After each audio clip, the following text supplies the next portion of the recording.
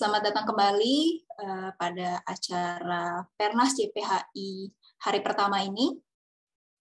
Dan ya, tanpa berlama-lama, mungkin kita bisa langsung masuk untuk lanjut pada plenary session yang kedua. Akan berlangsung pada pukul 1 ini dan hingga pukul 2:30 nanti. Ya, pada plenary session kedua ini kita akan dipandu oleh Ibu Dr. Luputu Lila Wulandari, MPH PhD. Ibu Dr. Luputu Lila Wulandari merupakan dosen di Fakultas Kedokteran di Universitas Udayana, dan beliau juga merupakan Research Fellow pada Surveillance, Evaluation, and Research Program di Kirby Institute. Dan beliau juga aktif menulis dalam berbagai media publikasi ilmiah. Kepada Ibu Dr. Luputu Lila Wulandari untuk memandu proses pemaparan dan juga diskusi. Oke, terima kasih Mbak Nidia. Selamat siang Bapak Ibu sekalian. Saya pikir break 1 jam sudah cukup untuk memberi kita waktu untuk beristirahat ya. Dan saya harapkan kita bisa segar kembali untuk mengikuti sesi saat ini.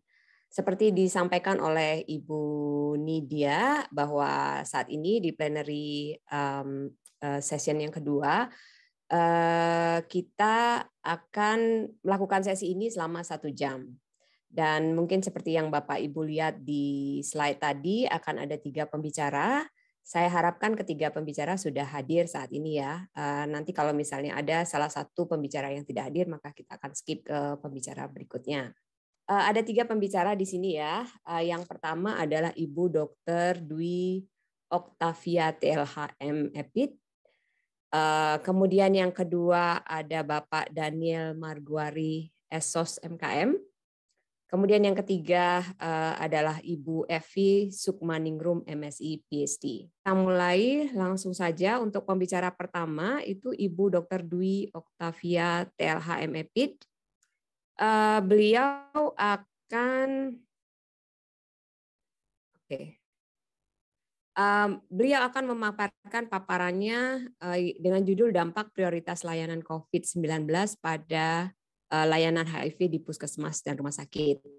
Seperti yang kita lihat di slide ini, beliau sekarang adalah Kepala Pencegahan dan Penanggulangan Penyakit di Dinas Kesehatan Provinsi DKI Jakarta. Sebelumnya beliau adalah Kepala RSUD di Johar Baru, Jakarta Pusat. Kepada Ibu Dwi Oktavia, waktu dan tempat dipersilakan. Baik, Bapak dan Ibu yang saya hormati, kalau kita lihat sedikit tentang situasi COVID saat ini, maka alhamdulillah kita dalam kondisi yang cukup landai.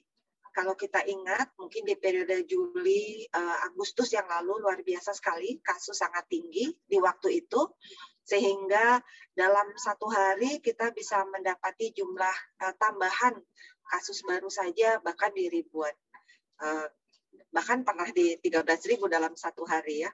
Dan kemudian untuk kasus saat ini, rata-rata penambahan kasus COVID hanya berkisar di angka 30 sampai 40. Jadi itu merupakan kondisi yang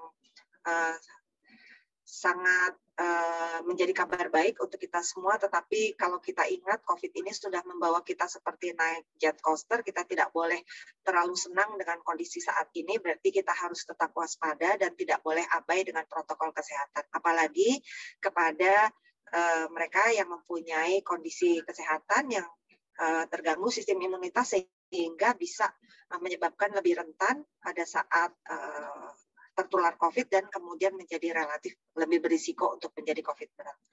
Kita harapkan tentu dengan kerjasama kita semua, pemerintah mempertahankan kinerja testing agar tetap bagus, tetap tinggi, kita bisa mempertahankan dalam kisaran 11.000 sampai 13.000 orang dites per hari di DKI Jakarta untuk PCR saja, sehingga dalam 1 minggu kita saat ini punya rata-rata jumlah orang tes dengan PCR sebanyak 95 ribuan, itu kurang lebih 9 kali minimal angka WHO yang dipersyaratkan untuk memastikan kondisi COVID memang diketahui secara real. Nah, ini yang kita terus akan pertahankan.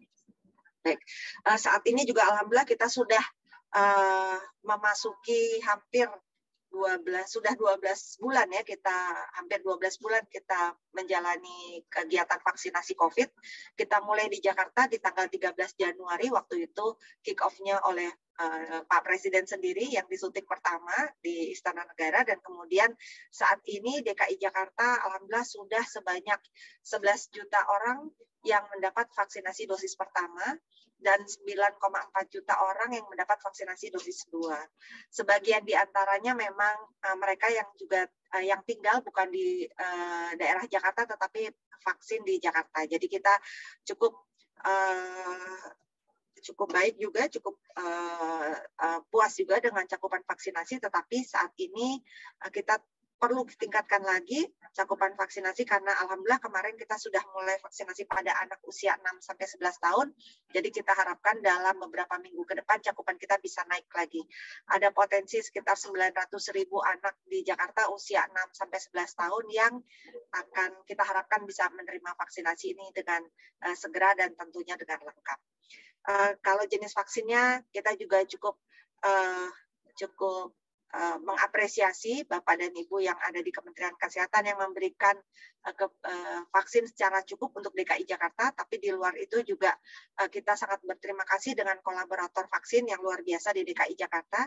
Cakupan vaksinasi yang tinggi di DKI Jakarta ini bukan keberhasilan dari Dinas Kesehatan, tetapi sesungguhnya keberhasilan kita semua, didorong oleh semua lintas sektor yang berusaha mengambil peran untuk bisa memfasilitasi, memudahkan masyarakat yang ada di Jakarta untuk segera vaksin. Ini yang kita ingin pertahankan terus. Nah, tentu situasi COVID yang sudah hampir 2 tahun bersama kita, jangan sampai kemudian menjadi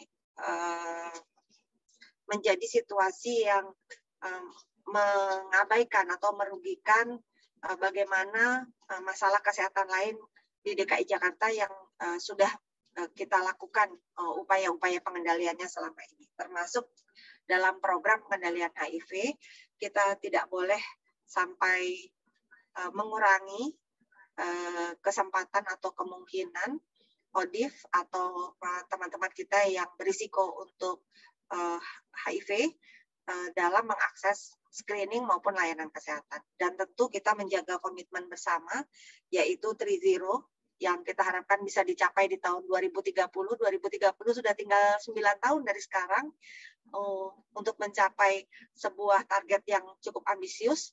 9 tahun bukan waktu yang lama, jadi kita tidak boleh merasa ini masih panjang, tapi kita harus lihat bahwa target ini sejatinya harus kita kejar agar bisa kita capai di tahun 2030. Syukur-syukur kita bisa lebih cepat dari tahun 2030. Dan tentu untuk mencapai 3-0 tadi, kita sepakat juga dengan aksi kita yang kita komitmen dalam bentuk fast track cities ya, yaitu 90% ODA mengetahui status HIV, 90% ODA bertahan dalam terapi pengobatan ARV, dan 90% tersupresi viral load-nya. Bagaimana kondisi DKI Jakarta di era COVID ini yang kita harapkan bisa kemudian menjadi bahan diskusi kita bersama. Teman-teman, kalau kita ingat, maka program HIV ini sesungguhnya sudah berjalan cukup panjang juga di Jakarta. Kalau sedikit kita mengambil kurang lebih 5 tahun terakhir saja sejak tahun 2016, tapi sesungguhnya program HIV sudah jauh diawali dari sebelum tahun 2016. Bahkan saya waktu baru lulus kedokteran di tahun 97, saat itu juga kita sudah mulai ada penanganan, ada pengobatan, dan ada program-program yang diberikan untuk ODIF di DKI Jakarta. Dan alhamdulillah dengan komitmen kita semua selama ini, kegiatan tersebut semakin terarah dan kemudian juga semakin luas cakupan program yang kita berikan, sehingga kita bisa mudah-mudahan menghantarkan masyarakat Jakarta yang lebih sehat. Tahun 2016 kita sudah pernah melakukan kegiatan, diawali dengan kegiatan konsolidasi dan berbagai persiapan. Tentu tadi komitmen untuk fast track Jakarta sebagai salah satu kota yang meratifikasi fast track cities, sehingga kemudian kita juga berkomitmen bersama-sama dengan lintas sektor, dengan CSO atau dengan teman-teman komunitas, bagaimana kita bisa melipat gandakan program yang sudah kita lakukan. Termasuk juga pelibatan dari lintas organisasi perangkat daerah, tidak hanya dinas kesehatan, tetapi dinas-dinas lain seperti dinas yang berkaitan dengan tenaga kerja, dengan pekerjaan umum, dengan yang lain-lain, itu semua juga ikut terlibat. Dan di tahun 2017 kita sudah mulai dengan kegiatan tes and start, yaitu kegiatan untuk dokter keliling yang berusaha bisa menjangkau proaktif ke teman-teman di kelompok yang ada di masyarakat yang membutuhkan jangkauan layanan HIV, dan kemudian juga kita mulai menyusun langkah untuk mempercepat akses ARV pada teman-teman kita yang baru terdiagnosis, sehingga tidak terjadi delay untuk memulai terapi. Tentu waktu itu disesuaikan dengan kebijakan. Dulu mungkin masih menggunakan hasil pemeriksaan CD4 dulu sampai angka tertentu, dan kemudian baru mulai terapi sampai dengan saat ini di mana kita bisa langsung dengan inisiasi terapi segera setelah diagnosis ditegakkan, sehingga kita bisa mempunyai cakupan tes and start yang makin baik. Kita ingin agar semua dapat segera mendapat akses obat bahkan di minggu pertama sejak terdiagnosis. Jadi same day treatment saat ini juga kita ingin terus pertahankan dan tentu kita tingkatkan cakupannya. Di tahun 2018 kita mulai dengan uji coba di beberapa daerah untuk area uji coba untuk melakukan notifikasi pasangan NP atau partner notification.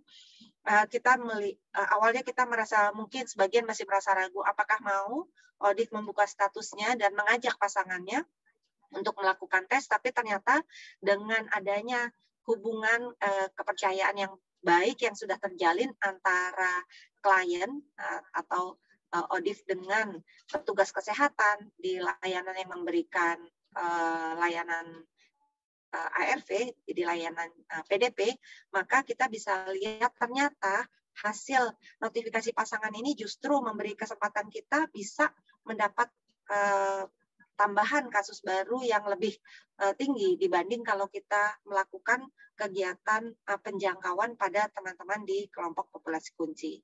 Sehingga notifikasi pasangan yang awalnya diuji coba di beberapa daerah tertentu saja, kemudian kita perluas sehingga semua puskesmas di DKI Jakarta sudah melaksanakan notifikasi pasangan ini sejak 2019 sampai sekarang.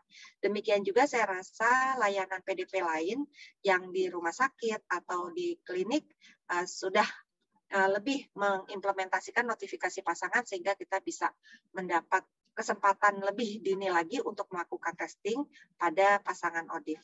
Nah, kemudian di 2019 kita juga melihat bahwa adanya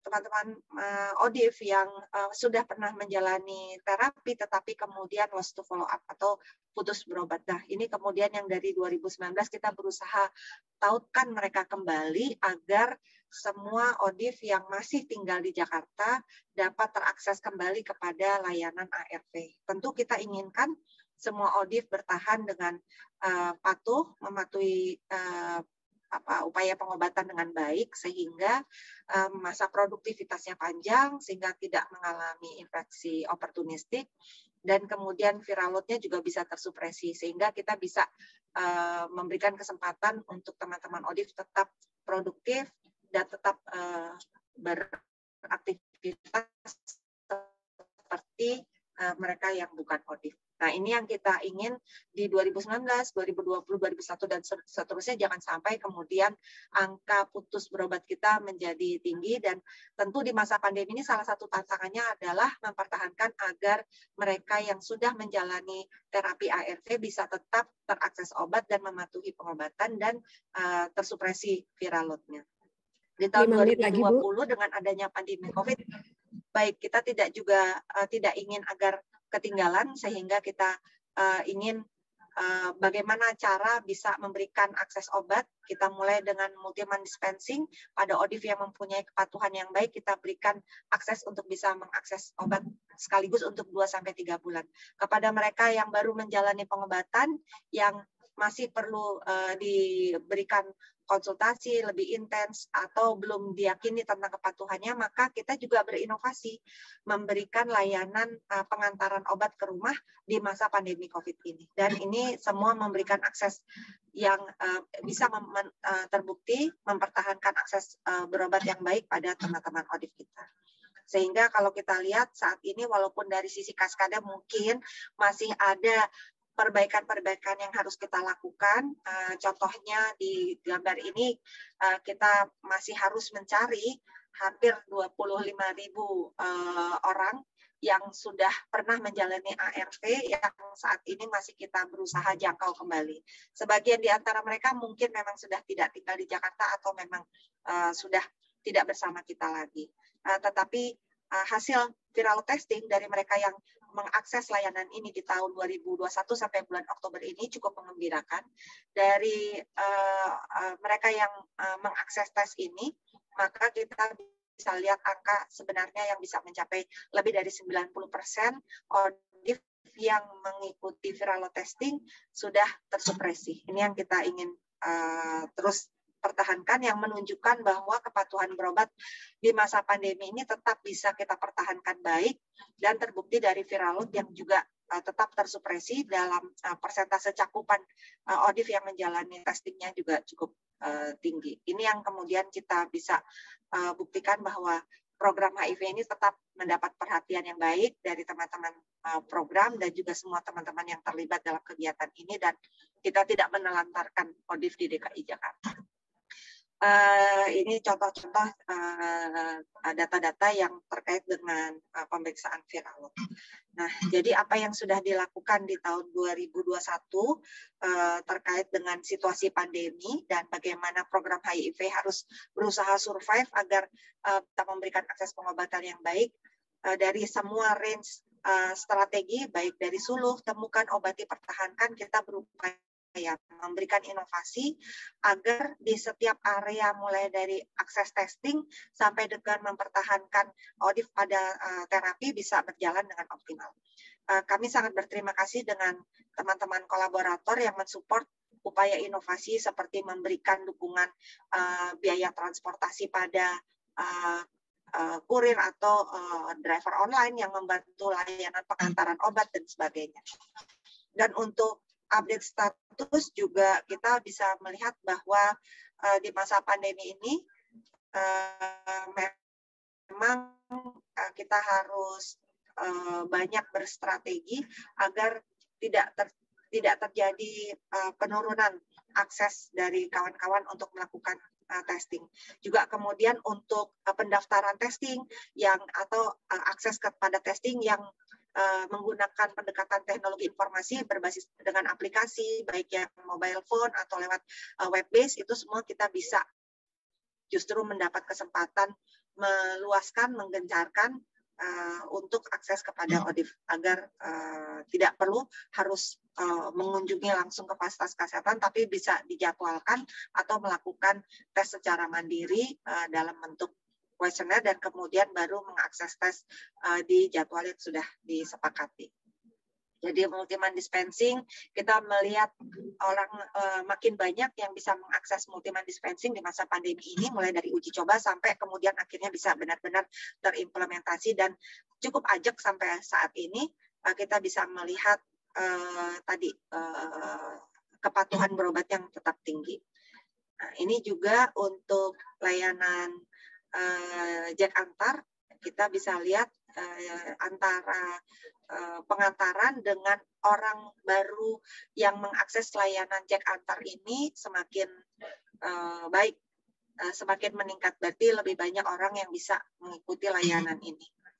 Nah, untuk Jack Transporter, layanan untuk mengantarkan sampel tes untuk viral load juga terakses semakin baik. Kita bisa melihat di grafik yang sebelah kanan yang warna merah bahwa jumlah sampel yang dikirim di tahun 2021 ini juga meningkat, ini juga tentu kita mengingatkan terus teman-teman di layanan agar memastikan ODIF yang sudah terjadwal atau sudah masuk waktu untuk melakukan viral load testing mendapat akses untuk dilakukan tes tersebut. Nah, terakhir kita mendapat kesempatan untuk implementasi dolutegravir dimulai dari bulan Mei tahun 2020 kita melakukan penguatan pada tenaga kesehatan yang memberikan layanan PDP untuk uji coba pemberian dolutegravir, dan ini kelihatannya mempunyai optimisme untuk bisa dilanjutkan dan juga diterima dengan baik oleh ODIF yang memulai terapi dengan dolutegravir ini karena merasakan lebih nyaman, efek sampingnya mungkin lebih sedikit, sehingga kita berharap tentu dengan regimen baru ini kita bisa mempertahankan orang lebih baik di dalam regimen pengobatan ARV, dan kemudian kita juga harapkan tentu akan berdampak dengan viral load yang tersupresi juga tetap tinggi bahkan lebih meningkat. Kita juga sudah lakukan profilaksis TBC, jadi kita kolaborasi juga di masa COVID ini dengan program TBC agar pemberian profilaksis 3HP ini pada ODIF untuk antisipasi mengurangi risiko penularan TBC bisa berjalan dengan baik, dan kita juga melihat angka kepatuhan pemberian profilaksis ini yang baik sehingga kita harapkan ini bisa berjalan terus. Jadi layanan kolaborasi ini akan terus kita tingkatkan di masa COVID ini agar semua bisa terakses, termasuk juga layanan kesehatan jiwa. Jadi sebelumnya yang di akhir Desember 2019 kita melaunching sebuah aplikasi untuk konsultasi kesehatan mental pada publik, yaitu melalui sahabatjiwa.jakarta.go.id. Kita mendapat kesempatan untuk meluaskan jangkauan layanan sahabat jiwa ini tentunya kepada ODIF atau kepada semua masyarakat di masa COVID yang menyebabkan kita dalam kondisi yang lebih terdistribusi, ya, termasuk disrupsi secara mental gitu dengan adanya situasi pandemi COVID yang tidak kita harapkan ini. Dan kolaborasi lebih banyak, kita juga mempertahankan pemeriksaan testing HIV pada calon pengantin. Ini sebenarnya sudah dimulai sejak beberapa tahun yang lalu, tetapi kita pertahankan. Jadi kita meningkatkan juga untuk akses layanan yang bisa memberikan layanan ARV, tetap kita tambah terus, walaupun mungkin ada penyesuaian karena sebagian rumah sakit yang tadinya memberikan layanan PDP pada saat ada 13 rumah sakit yang memberikan layanan full COVID di episode Juni, Juli, Agustus kemarin pada saat kasus tinggi, maka saat ini sudah kembali disesuaikan karena sebagian layanan tadi sudah kembali membuka mix layanannya antara COVID dan non-COVID. Jadi kira-kira ini yang dapat kami sampaikan. Pandemi COVID-19 bukan berarti program kemudian tertunda. Kita harus terus mencari upaya berkolaborasi agar pendekatan program bisa dilakukan dengan cara-cara yang inovasi dan memberikan akses yang lebih baik, mempertahankan ODIF di Jakarta untuk tetap mendapat akses obat yang baik, dan tentu saja semua tidak akan berhasil kecuali kita bersama-sama berkolaborasi untuk memberikan layanan tersebut. Terima kasih, saya akhiri. Assalamualaikum warahmatullahi wabarakatuh. Banyak atas presentasinya Ibu Dr. Dwi Oktavia. Sekarang kita akan lanjutkan ke presenter yang kedua, Bapak Daniel Marguari SOS MKM. Beliau adalah Direktur Yayasan Spiritia. Pada tahun 2015 beliau menerima penghargaan Ashoka Fellow sebagai social entrepreneur. Kemudian beliau juga sempat menjadi konsultan pada studi Intimate Partner di UNAIDS, aktif sebagai konsultan, tim leader, fasilitator nasional dalam kegiatan-kegiatan di bidang HIV dan AIDS. Ya, terima kasih Bapak Ibu atas kesempatan ini. Ini adalah momen yang baik untuk kita membahas terkait dengan kepatuhan minum obat antiretroviral di kalangan orang dengan HIV AIDS di Indonesia. Dalam situasi saat ini, saya diminta untuk memberikan gambaran situasi bagaimana kepatuhan dipengaruhi dalam situasi pandemi COVID di Indonesia. Saya Spiritia tidak melakukan studi secara khusus, dan namun karena kami mengelola program implementasi, sehingga kami merasakan dan dapat melihat perubahan yang terjadi, dan saya coba mulai dengan memberikan beberapa gambaran bersifat data, karena ini adalah personal penelitian. Para peneliti diharapkan tentunya banyak yang akan hadir atau hadir di sini, dan ini di slide terakhir menjadi bagian yang penting untuk kita melihat pola atau perkembangannya, kajian-kajian apa yang perlu kita lakukan. Nah, di sini kalau kita lihat pada slide ini adalah menunjukkan gambaran orang dengan HIV/AIDS di Indonesia yang didukung oleh Yayasan Spiritia. Kalau kita lihat tabel pertama tahun 2019, jumlah orang dengan HIV yang didukung pada tahun 2019 adalah 118.387. Tekanannya istilahkan dilihat, saya mencoba memberikan gambaran by populasi risiko, apakah itu MSM, PWID, sex worker yang non-direct, apakah itu klien transgender, apakah itu men sex worker, dan lain-lain. Juga ada gambaran by usia dan jenis kelamin. Nah, itu kalau kita lihat dari total ODA yang didukung 118.000, di mana 106.394 dari total yang didukung dalam kondisi on ART, baru mulai atau baru kembali dan dalam keadaan masih terapi ARV. Artinya dalam program dukungan yang berjalan yang kami kelola, kami mendukung 90% on ART dari total ODA yang didukung pada 2019. Begitu juga kita lihat di tabel kedua, dari total 135.088, kemudian 125.000 lebih kurang, itu 93%-nya adalah on ART, artinya menunjukkan kepatuhan berjalan. Begitu juga pada tahun 2021, data ini data sampai 6 Desember, 94% dari total yang didukung sudah on ART, artinya tingkat kepatuhan berjalan. Slide. Nah, di sini kita lihat pada data selanjutnya, kami di Spiritia mencoba melakukan, kalau kita bilang ini cohort, kami mencoba melihat pada semester 1 2019, kita melihat on ART itu ada 93.910. Kami mencoba telusuri datanya, kemudian kita lihat perkembangannya pada akhir Desember 2020, dan ada 3.992, yaitu di kisaran 4%. Kemudian sampai Juni 2021 ada tambahan 527, sehingga secara total 5% dari 93.000 itu adalah orang yang sama yang kita ikuti datanya. Kemudian pada Juni 2021 5% berhenti minum obat. Kita bisa lihat di sini di sebelah kanannya by gender, by usia, by klien, by provinsi. Ini hanya sampling saja, saya tidak bisa paparkan terlalu lengkap. Datanya nanti menjadi sangat banyak. Nah, ini juga bisa kita lihat slide tadi sebelumnya dan slide ini menunjukkan satu gambaran juga bagaimana COVID mulai mempengaruhi kepatuhan minum obat, orang berhenti minum obat, atau orang memulai kembali minum obat, apakah itu by provinsi, by populasi risiko, dan lain-lain. Ada banyak yang menarik yang bisa kita analisis atau kita kaji ke depan. Oke, nah di sini kita bisa melihat gambaran situasi di mana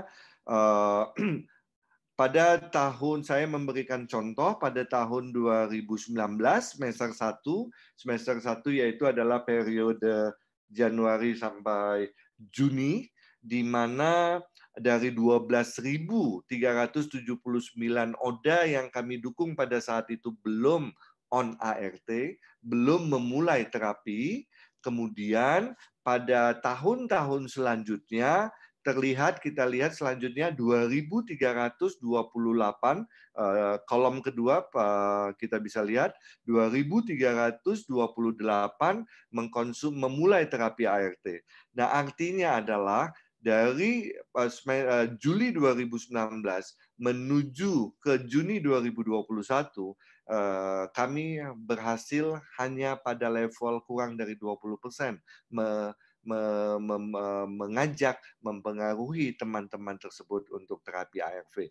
Dan ini punya pengaruh kuat terhadap situasi COVID di Indonesia 2 tahun terakhir, dan ini adalah implikasi daripada situasi COVID yang ada.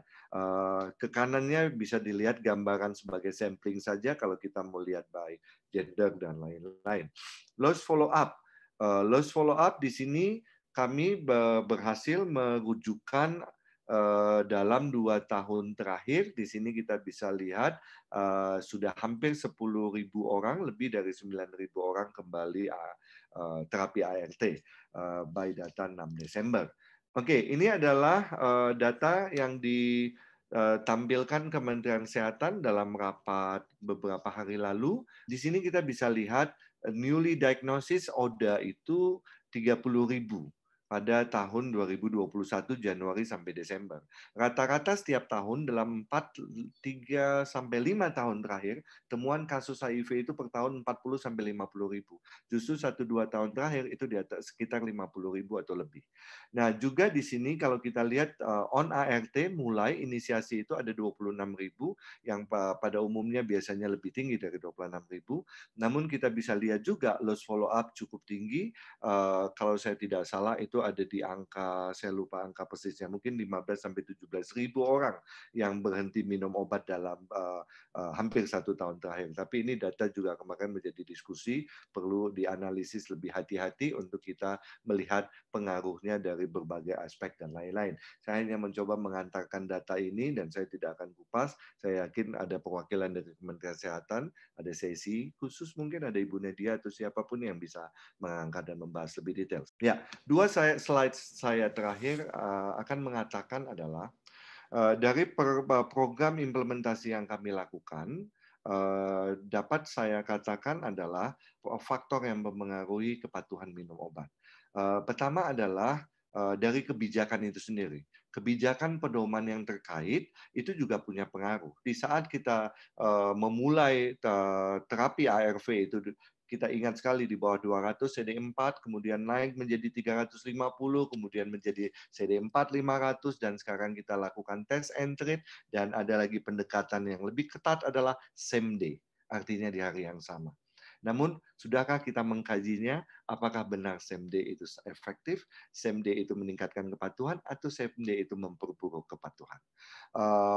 Kemudian merasa sehat, karena ternyata banyak juga orang HIV positif yang merasa sehat, karena kita harus ingat pada tahun 95, tahun 2000, atau di bawah 2004, atau di bawah 2010, rata-rata orang tahu status HIV di saat sudah masuk pada fase AIDS. Artinya mereka merasakan sakit, ada banyak aspek yang mereka rasakan, kerumitan dalam hidupnya, dan mereka terapi, dan mereka menjadi sehat kembali. Tapi hari ini, beberapa tahun terakhir, apalagi dengan test and treat, sebagian besar orang tanpa ada gejala, tanpa ada rasa sakit, hasil tes mengatakan Anda HIV positif, sehingga tidak menjadi lebih mudah untuk sekelompok orang menerimanya. Apalagi secara physically mereka tidak merasakan sakit itu seperti apa.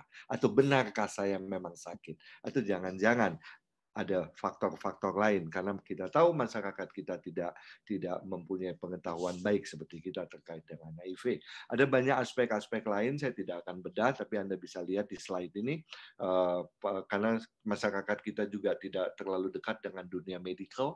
Banyak sekali masyarakat kita masih kalau sakit selalu mengupayakan dengan caranya, dengan obat-obatan yang dia pikir baik, atau itu adalah pendekatan non-klinikal dengan herbal atau rempah rempah-rempah, jamu-jamuan, saya tidak bilang itu tidak baik, tetapi tidak mempunyai pengetahuan yang baik kandungan apa saja yang dibutuhkan dalam tubuh dalam keadaan tertentu. Nah, kemudian pastinya ada rasa bosan dan ternyata ada cukup banyak orang HIV yang terapi ARV berhenti bukan karena dia tidak punya pengetahuan, tapi dia punya pengetahuan baik, tapi dia bosan. Atau karena keluarganya tidak mendukung, atau pasangannya tidak mendukung, apakah keluarga, pacar, suami, istri, teman terdekat, kiai, pendeta, ada banyak sekelompok orang yang bisa mempengaruhi klien itu sendiri untuk tidak melanjutkan, dan itu terjadi kepada cukup banyak kasus. Biaya pasti memulai ARV saja di daerah masih ada kebijakan-kebijakan, Anda harus melakukan beberapa pendekatan laboratorium, pengetesan cek darah, SGOT, SGPT Anda, atau nanti cek toraks dan lain-lain karena kebijakan ternyata belum berlaku standar, berlaku di semua tempat pastinya. Dan itu semua adalah pengaruh-pengaruh, dan stigma diskriminasi harus kita katakan sangat banyak menurun, tetapi dia masih terjadi untuk sekelompok orang di daerah-daerah tertentu, dan itu memperkuat untuk orang tidak memulai dan lain-lain. Efek samping kita tahu ada karena takut atau karena terjadi efek samping sehingga dia berhenti, dan ada banyak faktor lain. Ini hanya bagian saja. Slide terakhir silakan. Nah, di slide terakhir ini saya mengajak pada Anda semua, para peneliti atau siapapun yang tertarik meneliti, kepatuhan minum obat ini diskusi yang bertahun-tahun tidak pernah selesai. Ketidakpatuhan ini terus terjadi. Tapi apakah memang kita bisa menyelesaikan orang patuh 100%? Kita saja talk to yourself, bicara pada dirimu sendiri di saat Anda sakit, harus minum antibiotik per 12 jam, per 8 jam, atau vitamin, atau apapun, apakah Anda bisa patuh dengan baik? Dan itu tantangan buat kita di masyarakat Indonesia pastinya. Bukan karena Anda educated atau Anda tidak educated, ada banyak faktor yang mempengaruhinya. Nah, pertama adalah perlu kita kaji kembali. Kebijakan test and treat itu apakah memang sangat membantu? Mampu mengurangi ketidakpatuhan, atau justru same day itu memperburuk kepatuhan seseorang karena ada fase acceptance di situ, orang belum menerima statusnya, belum bisa deal dengan dirinya sendiri, dan dalam keadaan sehat tanpa ada gejala sama sekali, dan dia harus mengkonsumsi. Dan kita harus paham selalu ada sekian persen dari mereka tidak akan berhasil kita pengaruhi karena berbagai faktor, sehingga mungkin kita harus kaji kembali juknisnya, pedomannya, bagaimana implementasinya di lapangan, bagaimana leadership dari dinas kesehatan setempat, petugas pihak layanan, komunitas yang mendukung, dan lain-lain. Ada banyak aspek yang harus kita lihat. Obat, apakah benar kombinasi obat saat ini memperkuat atau memperburuk kepatuhan itu sendiri? Kita ada TLD sekarang. Apakah benar TLD itu memperkuat kepatuhan? Apakah multi-month dispensing dengan 2 bulan, 3 bulan itu memperkuat kepatuhan atau tidak?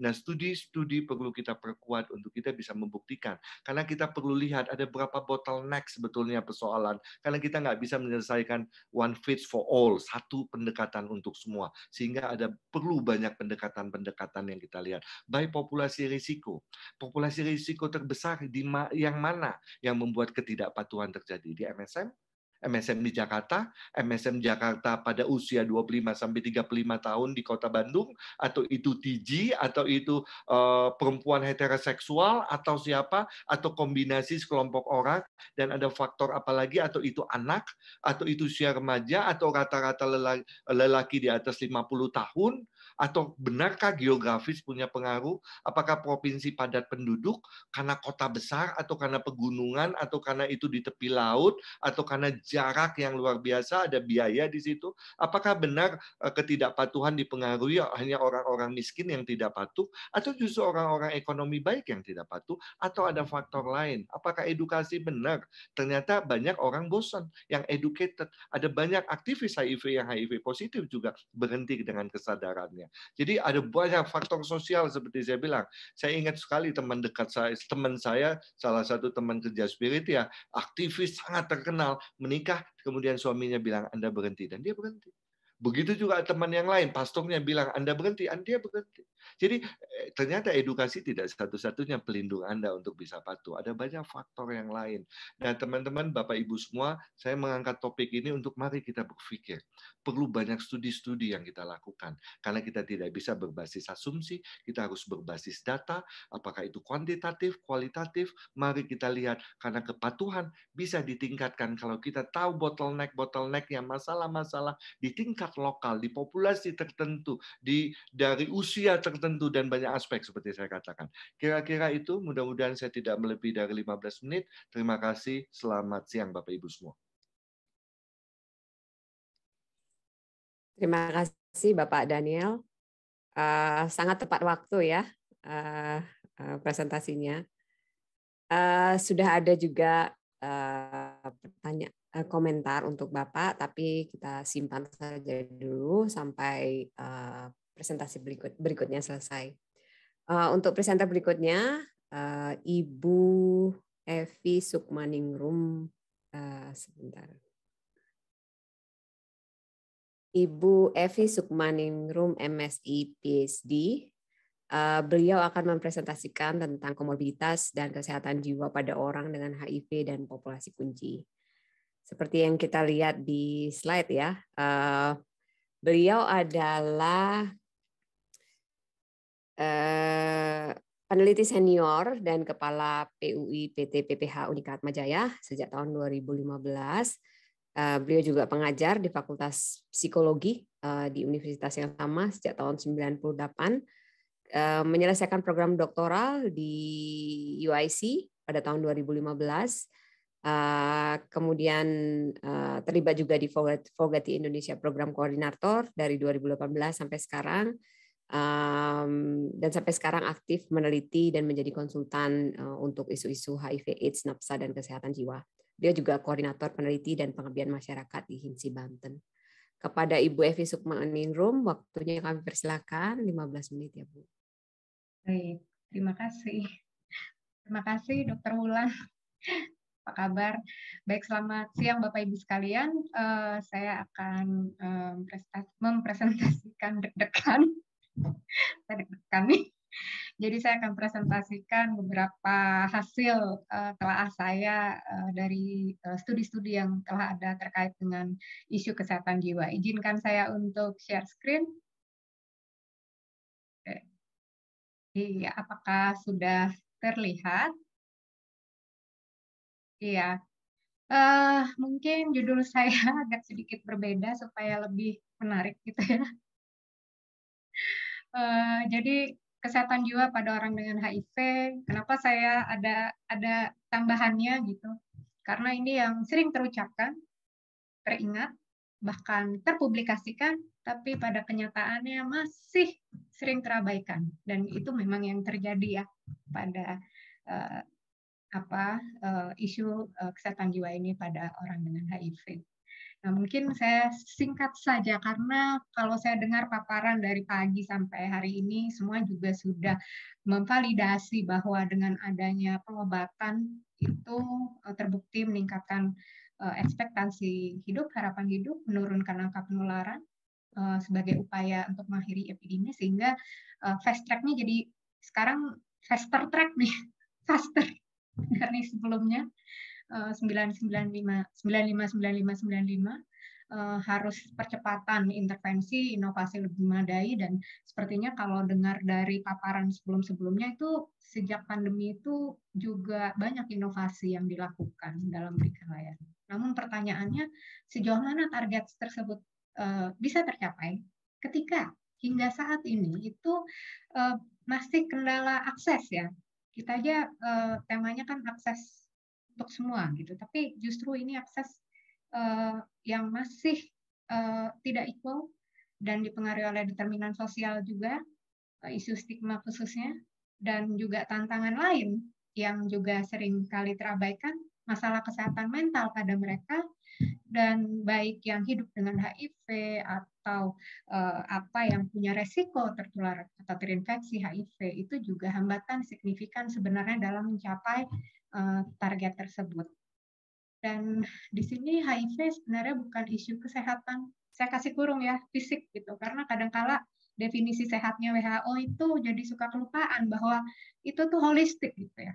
Semua yang harus dilihat, tapi seringkali fokusnya fisik. Padahal studi sudah banyak sekali gitu, nggak perlu disebutkan juga bahwa ada korelasi antara infeksi HIV ini dengan keswa juga. Dan juga bagaimana keswa itu sendiri, isu keswa, jadi faktor penghambat dalam upaya pencegahan pengobatan. Baik untuk tes, untuk engage pengobatan, untuk kepatuhan juga, retensi untuk datang ke layanan, itu juga termasuk. Dan prevalensi gangguan mental. Orang dengan HIV dibandingkan populasi umum juga jauh lebih tinggi, khususnya di negara low dan middle income. Dan resiko-resiko ini juga banyak dimediasi oleh faktor biologis serta efek pengobatan, khususnya juga faktor sosial. Tadi sedikit dari paparan Bang Daniel itu juga menyebutkan isu kepatuhan juga salah satunya juga isu sosial yang banyak sekali terjadi.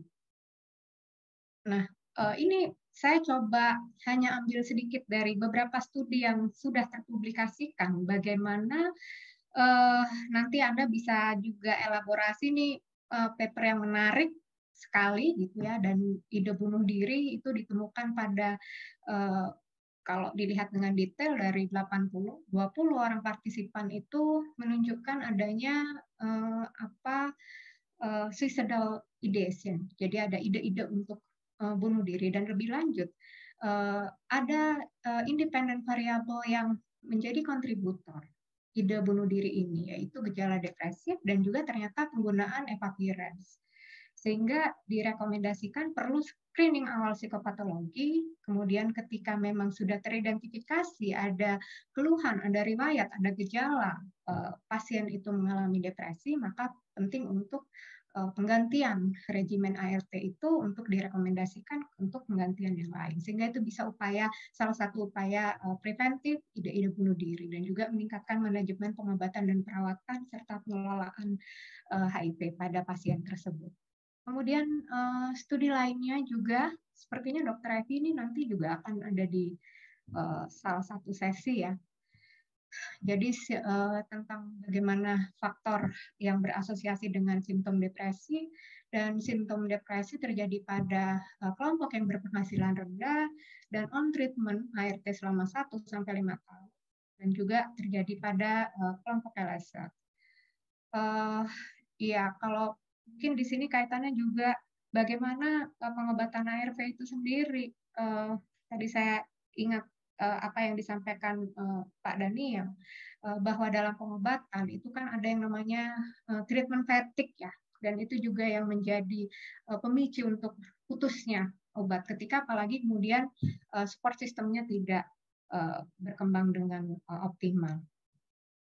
Kemudian juga studi terkait bagaimana stigma depresi dan kualitas hidup pada penderita HIV itu juga dilihat bagaimana stigma dari masyarakat berhubungan dengan depresinya juga, dan akhirnya memengaruhi kualitas hidup orang dengan HIV. Nah, kemudian yang saya paparkan di sini, kami beberapa di PPH melakukan studi keswa di sebelum pandemi itu bersama dengan rekan-rekan JIP. Mungkin yang akan saya presentasikan di sini adalah studi kolaboratif kami dengan CPHI Universitas Udayana pada bulan Agustus sampai November 2020, dan ini bagian besar penelitian yang kemudian saya coba sarikan untuk melihat gambaran deskriptif bagaimana masalah kesehatan jiwa yang terjadi pada kelompok kunci di masa pandemi. Sebenarnya metodenya menggunakan mixed method, tapi yang akan dipaparkan di sini betul-betul baru deskripsinya saja dan tidak masuk ke dalam deskripsi kualitatif karena waktu yang sangat terbatas. Tapi dari sini saja kita bisa melihat ada masalah penting yang perlu kita perhatikan bersama.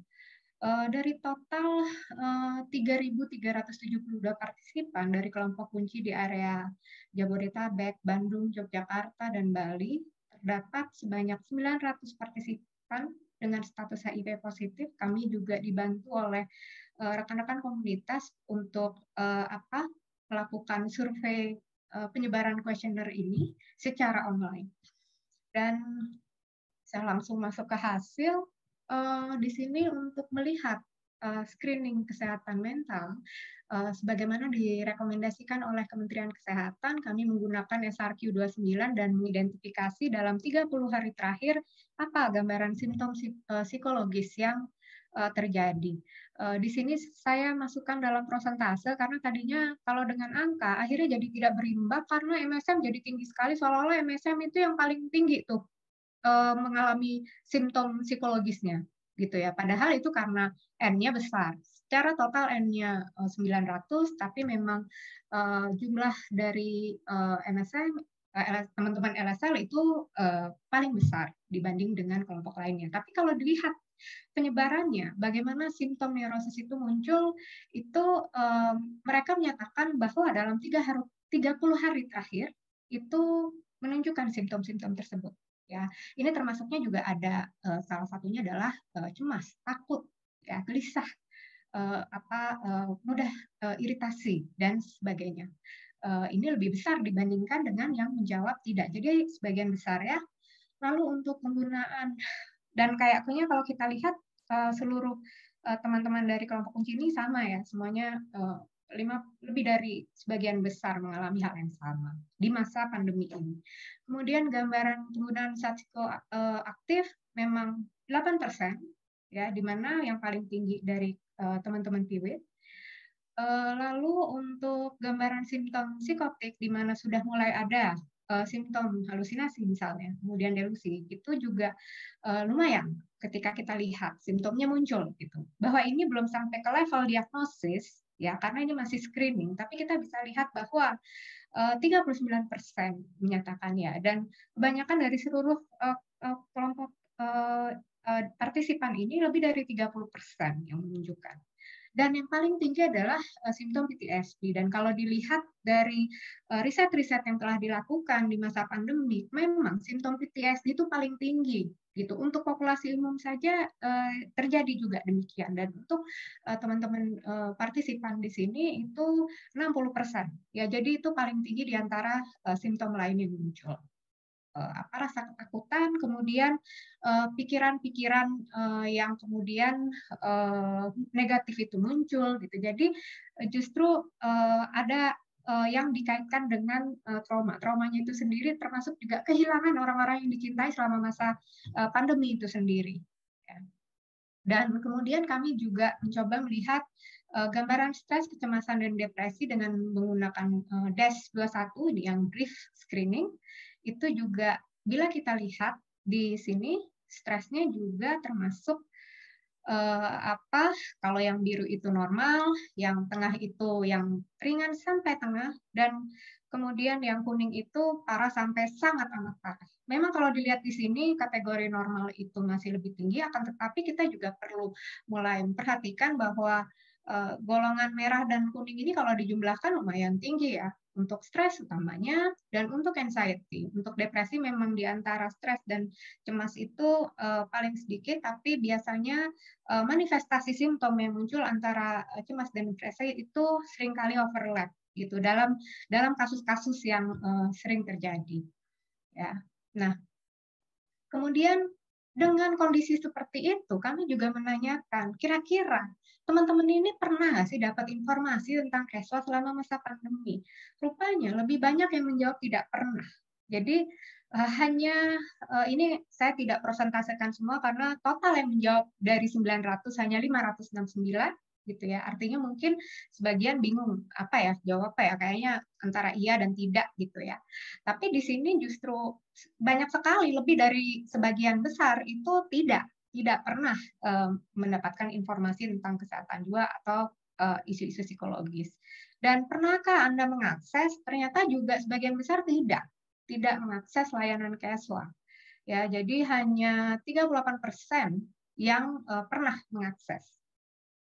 Dan beberapa alasan yang muncul paling tinggi adalah banyak kan tidak tahu ada apa tidak tahu gitu. Dan sebenarnya kalau di studi kualitatif ketika kami tanya, oh ada ya layanan casual di puskesmas misalnya, oh ada ya gitu. Jadi sama sekali tidak tahu dan Kemudian kedua, isu biaya, mereka ketakutan akan biaya yang mahal gitu ya, karena mereka mendengar rumor bahwa kalau layanan casual itu tidak ditanggung oleh BPJS dan sebagainya. Tapi selain itu juga yang muncul lain-lain, lokasi jauh, ketakutan akan antrian, khawatir stigma, merasa tidak butuh, dan alasan-alasan lain yang muncul termasuk juga takut mendapatkan evaluasi atau judgement justru dari si penyedia layanan casual itu sendiri. Ya. Jadi dari simpulan yang saya coba tarik, simpulan sederhana mungkin ya, jadi bahwa memang tervalidasi bahwa orang dengan HIV mengalami masalah casual dari range yang mild dengan keparahan yang berat, yang jadi ikut menyertai juga sebagai penyerta juga dengan penyakit komorbid, gitu. Jadi saling menyertai gitu, yang sudah dialami, dan ini juga mengaruhi isu pengobatan serta perawatan. Dan ternyata informasi, edukasi tentang masalah casual itu entah masih tabu ya, atau stigma terhadap casual itu sendiri kan kadang-kala tinggi ya, jadi orang juga takut disclose bahwa saya itu punya masalah casual, apalagi saya orang dengan HIV. Wah, itu double lagi stigmanya, triple lagi gitu. Kalau untuk teman-teman dari populasi kunci mungkin udah nggak triple, 4 kali lipat, berlipat-lipat gitu ya. Dan masih banyak yang belum mengakses karena tidak tahu, kemudian juga tidak mengenali adanya layanan itu. Dan rekomendasinya saya coba untuk melihat juga bagaimana memperhatikan mulai dari fast track awal 90-90-90 dan kemudian sekarang 95-95-95. Ini penting sekali bahwa aspek casual itu tidak perlu masuk dalam continuum HIV care. Mungkin kita profesional di mental health ini perlu mulai berpikir continuum of mental health care dari setiap cascade-nya, dari setiap tahapannya. Bahkan ketika mulai tes, ya itu sudah ada isunya. Atau mungkin dengan teman-teman LSL sendiri punya isu juga untuk misalnya penerimaan diri, dan banyak sekali hal-hal yang mungkin dari awal saja kita sudah harus catat di situ. Jadi di sini saya coba gambarkan bagaimana di bawah cascade ini, di bawah continuum HIV care ini ada continuum of mental health care, di mana ini merupakan dukungan psikososial yang berkelanjutan, mulai dari identifikasi dan pencegahan masalah kesehatan jiwa, perawatan dan pengobatan sampai kemudian pulih gitu. Sehingga ini juga bisa berjalan, dan setiap cascade-nya itu punya masalahnya sendiri gitu ya. Tiap alurnya itu pasti ada hal yang perlu di-address atau perlu diperhatikan. Jadi ini yang saya coba gambarkan agar ini bisa mendukung terjadinya fast track itu terjadi dengan cepat juga. Dan kemudian penting untuk penyediaan layanan casual yang ramah, perlunya juga peningkatan pemeriksaan kesehatan mental screening awal rutin. Ini mungkin sama ya dengan mengintegrasikan ke dalam perawatan HIV yang berlanjutan, tapi screening untuk masalah mental perilaku nggak cukup dan bisa dibilang tidak etis ketika kita udah screening tapi nggak ada tuh perawatan lanjutannya, cukup screening. Ini mau diapain nggak tahu, itu juga nggak etis gitu ya. Artinya kita screening tapi terus nggak tahu mau diapain. Makanya penting sekali integrasi ini dilakukan.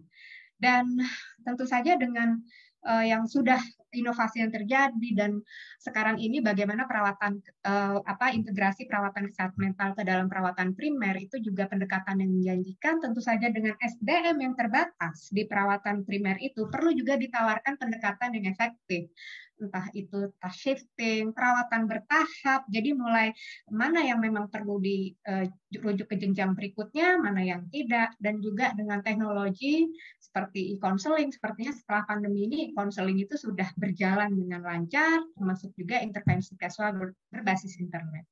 Dan tentunya ini semua hanya bisa terjadi ketika ada pelatihan berjenjang untuk penyediaan dukungan atau bantuan psikososial dengan sistem rujukan yang tentu saja tepat ya. Dan akhirnya saya coba untuk masukkan ini WHO model optimal services for mental health, bagaimana ya mulai dari bawah, dari teman-teman dengan HIV itu juga perlu didukung untuk melakukan self care ya, itu penguatan untuk diri sendiri, dan kemudian di informal service itu masuk ke informal community care, dan kemudian terus masuk ke jenjang. Biasanya yang memang di atas jenjang piramida teratas adalah mereka yang perlu penanganan ya tinggi, dan memang dalam trennya yang mengalami kasus yang paling berat itu jumlahnya memang lebih sedikit dibandingkan yang membutuhkan penanganan di awal. Ya, jadi semoga implementasi piramida dukungan psikososial ini juga bisa dilakukan dengan sistematis, dengan juga orang tahu rujukannya jenjangnya seperti apa, tapi juga pelatihannya juga perlu dilakukan dengan komitmen dan keseriusan juga, dan kerjasama dari seluruh sektor tentu saja. Baik, itu saja. Semoga saya nggak lebih waktunya, sudah latihan biar nggak lebih nih Mbak Wulan. Ya, terima kasih untuk tim peneliti dari CPHI dan teman-teman saya dari PPH untuk kolaborasinya yang sangat konstruktif selama melakukan riset ini. Oke, terima kasih Mbak Evi, tepat waktu. Oke, karena kita sudah ini mohon maaf ya, mungkin internet saya agak terganggu, gambarnya putus-putus. Karena kita sudah mendengarkan paparan dari ketiga narasumber, maka sekarang waktu kita untuk diskusi. Sebentar, saya buka dulu di chat box. Sudah ada beberapa pertanyaan untuk semua narasumber ya. Pertama untuk Ibu Dwi Oktavia, mohon maaf kalau seandainya sudah dijawab lewat chat, tolong sampaikan ya, karena saya belum sempat membaca semuanya. Untuk Ibu Dwi Oktavia, apakah memungkinkan, ini dari Bapak Oktaveri Kamil ya, apakah memungkinkan untuk membuat DKI Jakarta memberikan contoh layanan terintegrasi program HIV dengan layanan lainnya?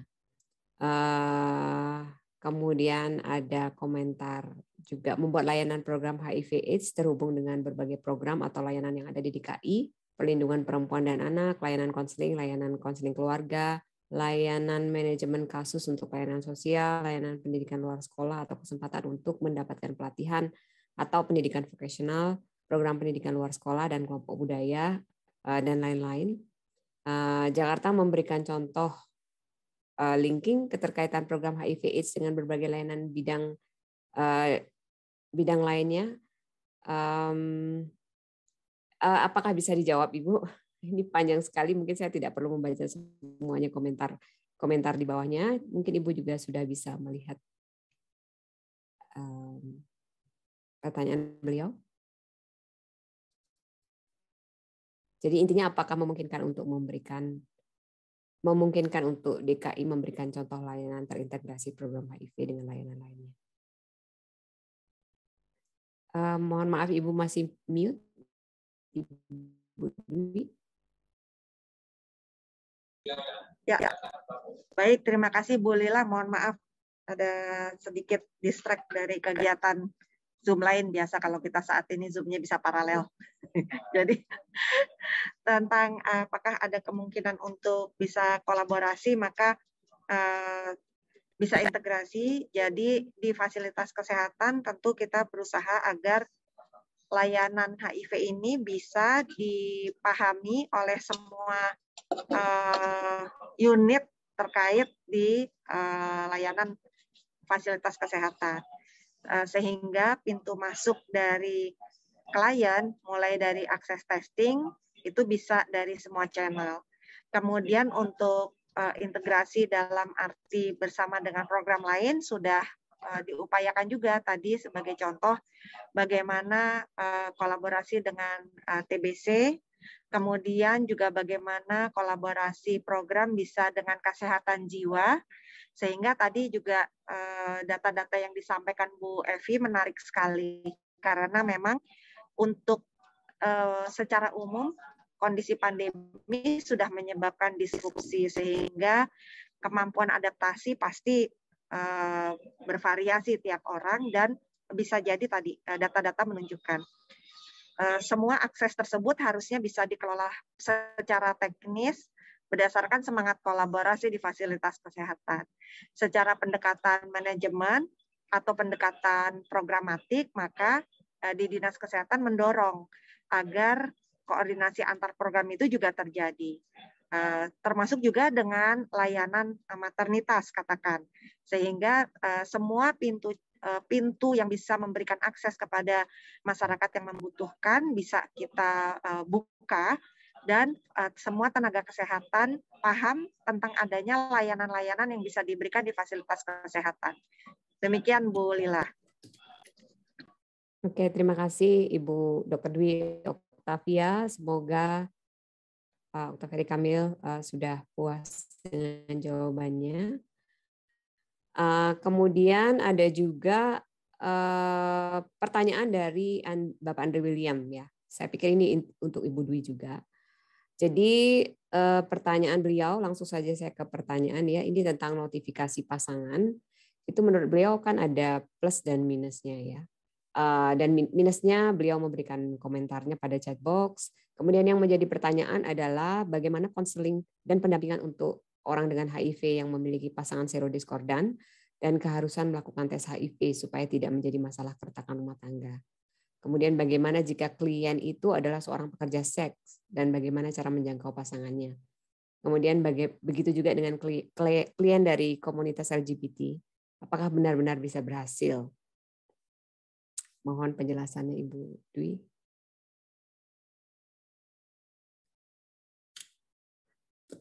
Mohon maaf masih mute. Baik, jadi sebentar. Untuk ODIF yang mempunyai pasangan diskordan tadi tentu saja berarti kita harus mempunyai kemampuan atau melakukan konseling secara baik sehingga pada saat memberikan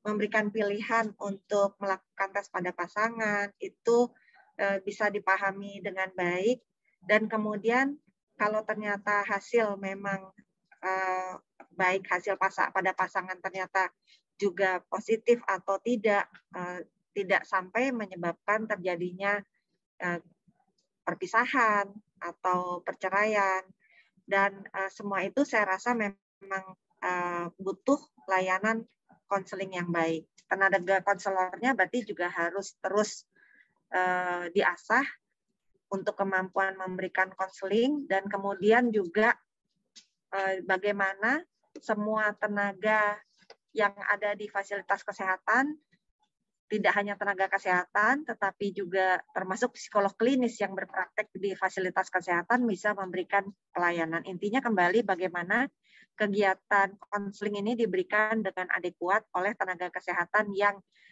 mumpuni. Nah, itu yang kemudian menjadi tantangan tentunya. Secara teknis, di fasilitas PDP berarti harus memperkuat kapasitas konselornya.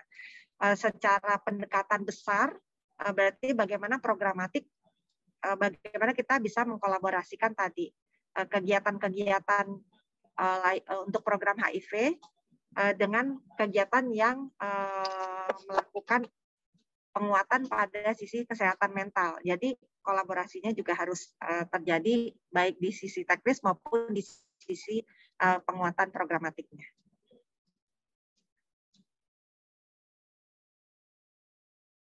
Baik, terima kasih Ibu Dwi.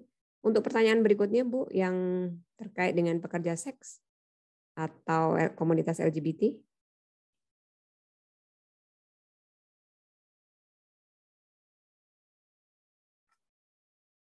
Mohon maaf masih mute Ibu.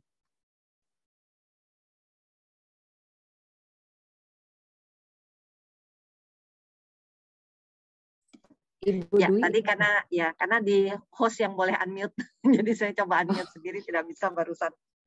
Baik, Bu Lila. Jadi untuk pasangan dari WPS itu atau dari pekerja seks sebenarnya bisa tetap dilakukan, tetapi harus ada informasi tentang nomor telepon dari pasangan pekerja seks yang kemudian bisa ditindaklanjuti, dihubungi oleh petugas kita. Nah, itu yang belum tentu semua mempunyai catatan tersebut atau mau membuka catatan tersebut sehingga bisa diberikan layanan notifikasi pasangan. Tentunya di situ tantangannya, tapi mungkin saja pada saat pekerja seks atau apa ya, mungkin ada yang bisa menjembatani komunikasi dengan pelanggannya, maka bisa saja dilakukan untuk konseling dan pemeriksaan dalam konteks notifikasi pasangan.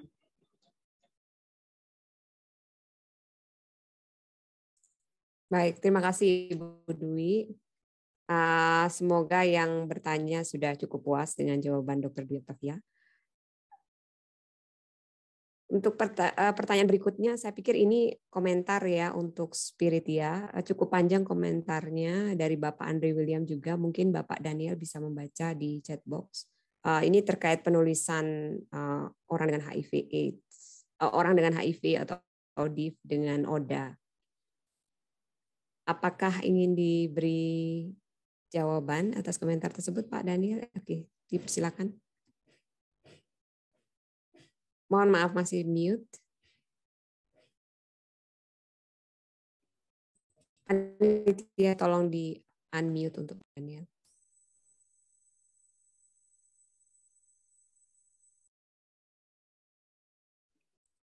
Oke, ya.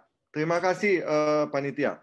Pertama, Andre, apa kabar kamu? Sehat semoga di Riau atau di Kepri ya.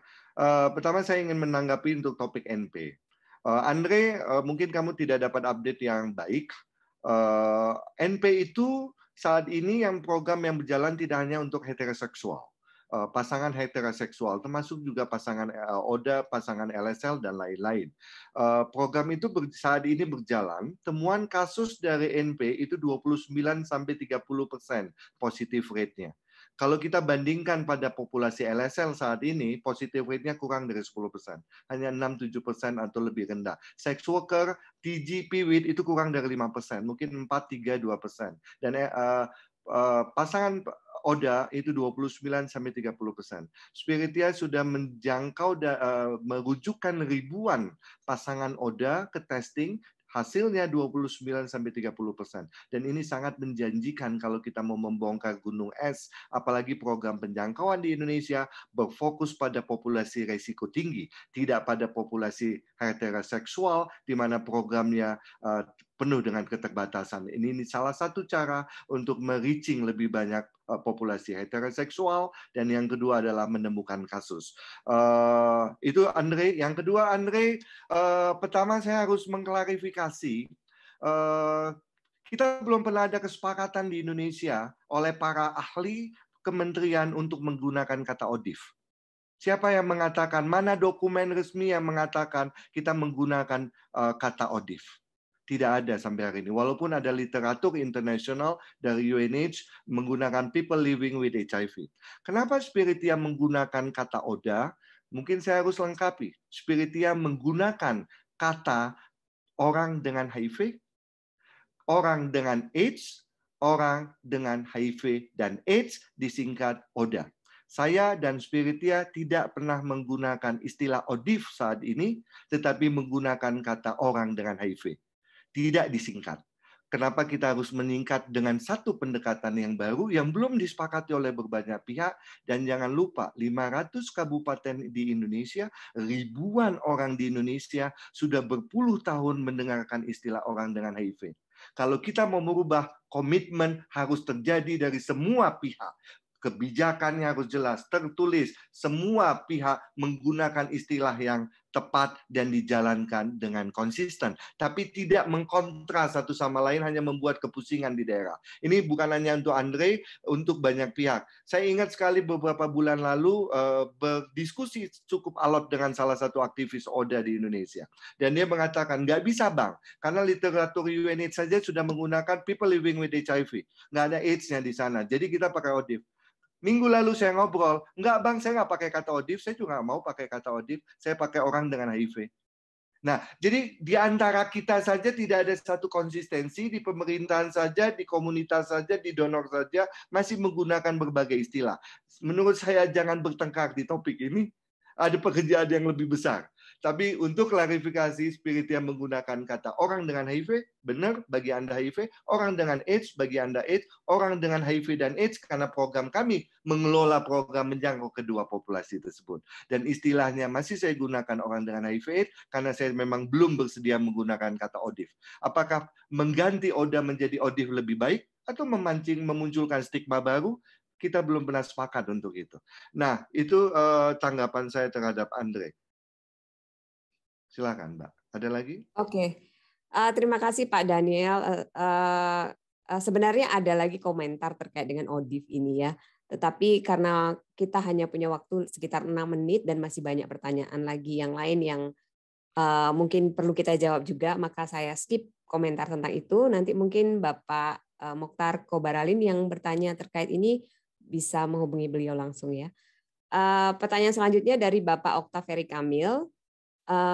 Mas Daniel, apakah yang dapat Anda usulkan 2 atau 3 hal spesifik yang perlu diperbaiki segera untuk mendongkrak temuan kasus HIV di masyarakat?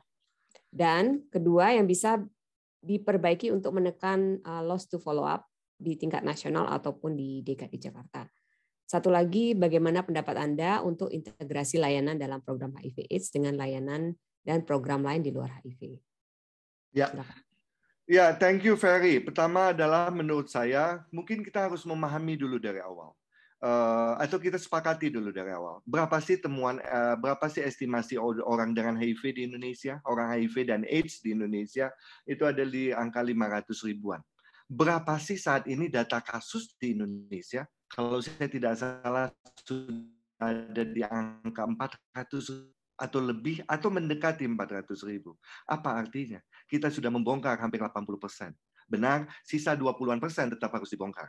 Dengan program-program yang mampu membuat kita bisa menemukan 90-95%. Salah satunya adalah pendekatan NP. Menurut saya saat ini. Karena populasi risiko seperti saya bilang LSL, TGP with sex worker, positive rate-nya sangat rendah saat ini. NP saat ini dominasinya luar biasa, kita mampu menemukan 1 dari 3 orang positif setiap tes. Itu satu. Yang kedua adalah rasanya Spiritia mengangkat normalisasi HIV itu sejak Babeh masih hidup. Saya ingat banget 15 tahun yang lalu kami mengangkat bagaimana kita normalisasi HIV. Artinya bagaimana kita membuat HIV tidak menjadi eksklusif. Bagaimana HIV bisa terintegrasi dengan program kesehatan secara menyeluruh. Tapi kita tetap harus hati-hati. Di beberapa kabupaten baru, di beberapa layanan baru, eksklusivitas kadang-kadang dibutuhkan. Hanya lebih kepentingan meminimalisir stigma dan diskriminasi.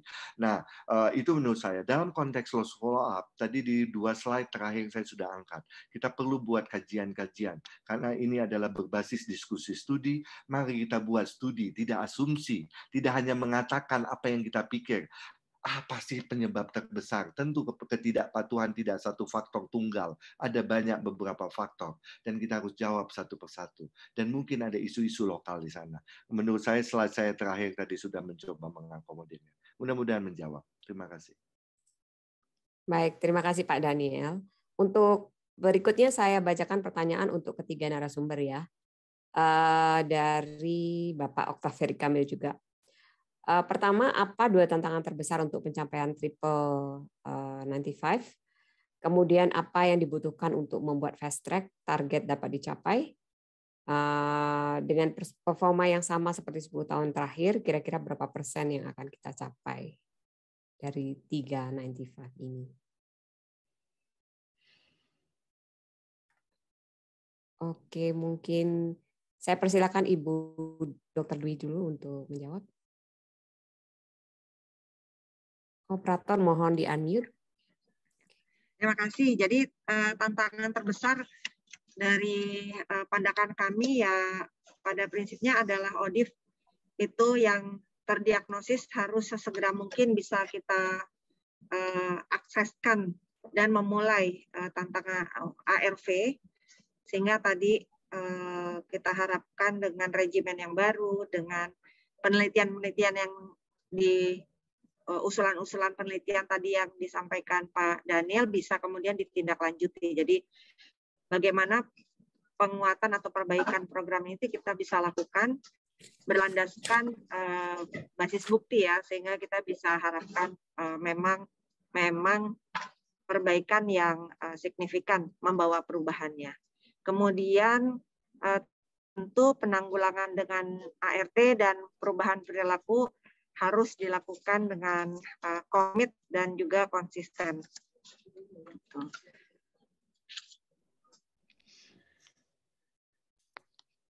Oke, terima kasih Dr. Dwi. Kemudian Pak Daniel. Ya, menurut saya kita tidak mulai di program baru di Indonesia ini. Kita menjalankan puluhan tahun sudah. Di sebagian besar dari kita paham betul dan terlibat aktif di sana. Ferry, pertanyaanmu mudah tapi sulit sebetulnya. Menurut saya, mari mulai masuk pada satu pendekatan lokal. Mari menjawab isu lokal.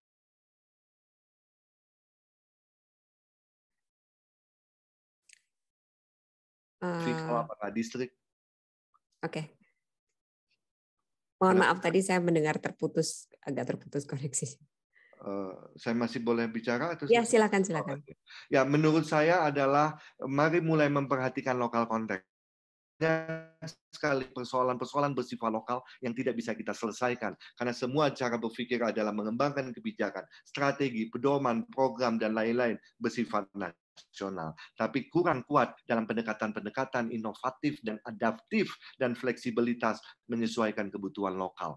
Dan menurut saya, mimpi kalau kita bisa mencapai 100%, 95% menurut saya itu ada di jiwa saya. Tapi dalam tataran realitas, kita memang sulit menuju ke sana. Tapi kita tidak boleh putus asa, kita harus tetap jaga itu semangat supaya 95% bisa mendekati realitas. Tapi 95% bukan angka yang mutlak.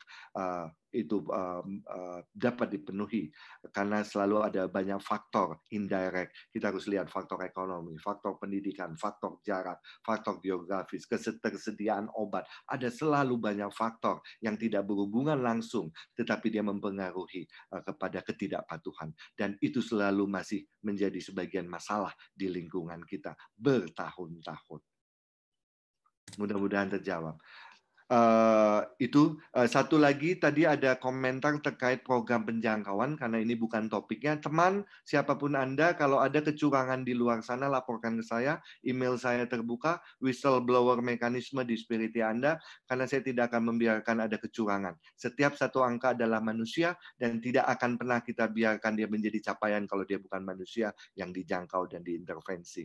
Kalau kita bicara 80% target karena kita mau diskusi kita saja bagaimana membongkar kasus, menemukan deteksi dini lebih banyak kepada lebih banyak orang. Sehingga 8 dari 10 untuk tes, itu adalah menjadi pendekatan kita. Tapi bukan memanipulatif. Jika ada yang memanipulatif, hubungi saya, pasti saya proses. Terima kasih. Baik, terima kasih. Mbak Evi, mungkin yang terakhir, mungkin dilihat dari perspektif. Masih ada waktu? 1 menit atau 2 menit lagi. Waduh. Ya. Oke, kayaknya udah banyak dijawab ya oleh masing-masing narsum. Mungkin kalau dari saya tadi sebenarnya sudah menawarkan beberapa pendekatan gitu untuk membantu setidaknya menawarkan pendekatan continuum of mental health care ini juga masuk dalam continuum of HIV care itu dan penting untuk diseriusi dan menjadi komitmen. Dan tantangan besar lainnya kan yang sebenarnya kita observasi juga salah duanya adalah bagaimana kita harus akui koordinasi yang mungkin masih kurang.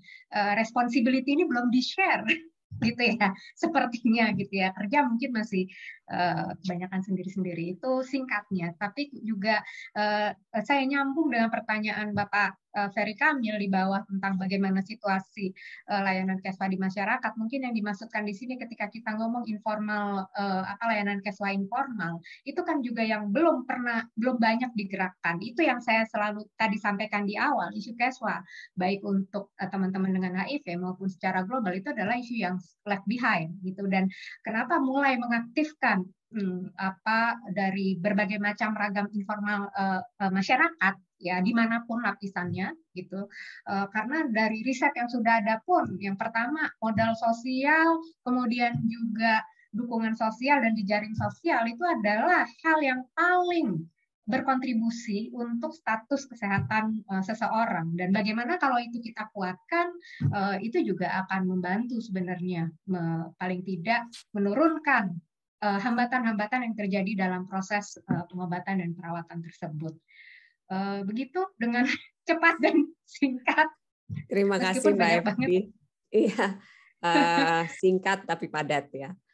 Oke, terima kasih karena kita sudah melebihi waktunya 4 menit. Saya pikir walaupun masih banyak sekali pertanyaan yang mestinya kita harus jawab, tetapi karena waktu, maka mohon maaf sesi ini terpaksa kami sudahi. Terima kasih kepada ketiga narasumber yang telah memaparkan presentasinya yang sangat menarik, dan juga terima kasih kepada semua peserta atas pertanyaannya dan atensinya dalam acara ini. Saya kembalikan lagi acara kepada Mbak Nidia. Baik, terima kasih banyak Ibu Lila Wulandari sudah memfasilitasi jalannya proses diskusi kita yang menarik dan sangat kaya ini. Baik, dengan begitu, dengan berakhirnya sesi plenary session yang kedua ini, kita akan kembali melanjutkan acara ke dalam breakout room yang kedua.